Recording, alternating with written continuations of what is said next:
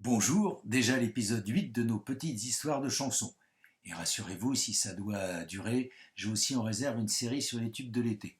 Bon, on a encore un peu le temps. Aujourd'hui, un de mes chouchous, George Harrison, My Sweet Lord, en 1971. Si Lennon et McCartney ont écrit l'immense majorité du répertoire des Beatles, c'est bien sûr parce qu'ils avaient une patte magique, mais aussi parce qu'ils ne prenaient pas au sérieux le travail des deux autres, en particulier celui de George Harrison. Le plus jeune des quatre s'est souvent fait rabrouer, prié de garder ses compositions pour lui. Ce n'est qu'à partir de l'album Revolver qu'il a commencé à se faire une petite place sur les albums des Beatles. Heureusement, car il a pondu quelques chefs-d'œuvre comme Here Comes the Sun ou Something. Dès la séparation du groupe, George s'embarque pour une aventure solo qui démarre en 1970 avec un triple album, pas moins, All Things Must Pass, qui contient plusieurs merveilles et un hit imparable, My Sweet Lord. Le sujet, les religions orientales que George étudie avec passion. Il s'est particulièrement entiché de l'Association internationale pour la conscience de Krishna, secte dérivée de l'hindouisme, et nous avons tous un jour croisé ses membres psalmodiant leur mantra Hare Krishna, Hare Rama, Hare Rama. Ouais. Ce mantra, George l'introduit dans le texte de la chanson. D'ailleurs, durant tout l'enregistrement au studio Abbey Road, des membres d'Hare Krishna, vêtus de leur robe rose, le crâne rasé à l'exception d'une natte sur le haut de la tête, vont et viennent au milieu des musiciens présents.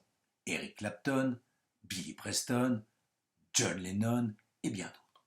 Tout se passe pour le mieux pour George et dès sa sortie au tout début 71, la chanson est un immense succès dans le monde entier, se classant numéro 1 des deux côtés de l'Atlantique. Mais patatras.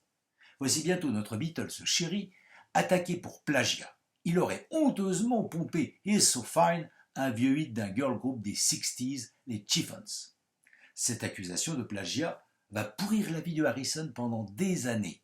Les procès vont se succéder, la conclusion finale n'arrivant en 93. Au final, Harrison est jugé pour plagiat involontaire, ce qui techniquement parlant s'appelle de la cryptomnésie.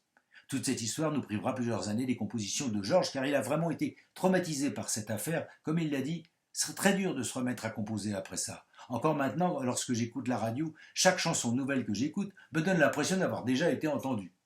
J'ai eu la chance de rencontrer George Harrison à l'occasion d'une interview. L'homme était charmant, sincère dans ses convictions et on peut tout à fait croire que son plagiat était effectivement involontaire tant il respirait la franchise et l'honnêteté.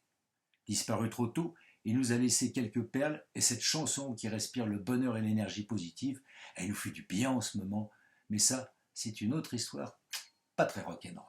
Comme d'habitude, le lien pour aller découvrir la chanson sur YouTube si jamais vous ne la connaissez pas. Ça serait dommage, elle est formidable. Bye bye, bonne fin de journée, restez confinés, restez au chaud.